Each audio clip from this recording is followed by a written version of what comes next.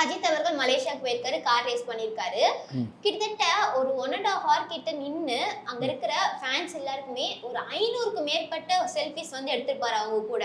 இத பத்தி நீங்க என்ன நினைக்கிறீங்க? கொஞ்சம் கூட முகம் எனக்கு தெரிஞ்சு தமிழ் சினிமாலமா எனக்கு தெரிஞ்சு என் பார்வையில் நான் சொல்றேன்னா, எம்ஜிஆருக்கு பிறகு ஒரு ஆத்மார்த்தமான ரசிகர்கள்னா அது அஜித்குமாருக்கு தான்.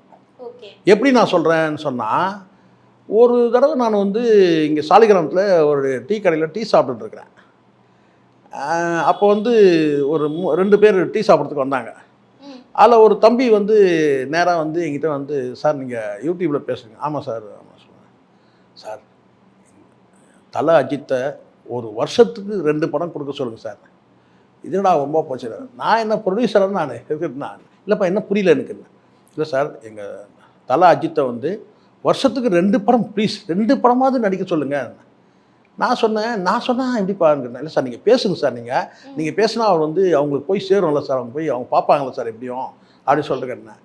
நான் வந்து பாவமாக இருந்துச்சு அவன் சொல்லும் போது, எப்படிப்பட்ட ரசிகர்கள்லாம் இருக்கிறாங்க பாருங்களேன். அப்போ சொல்லிவிட்டு அட்லீஸ்ட் வருஷத்துக்கு 1 படமாவது நடிக்க சொல்லுங்கள் சார் அப்படின்னு சொல்லி ரொம்ப கண் கலங்கி ரொம்ப உருக்கமாக சொன்னான். நான் நினச்சிட்டேன், இப்படிலாம் கூட ரசிகர்கள் இருக்கிறாங்க.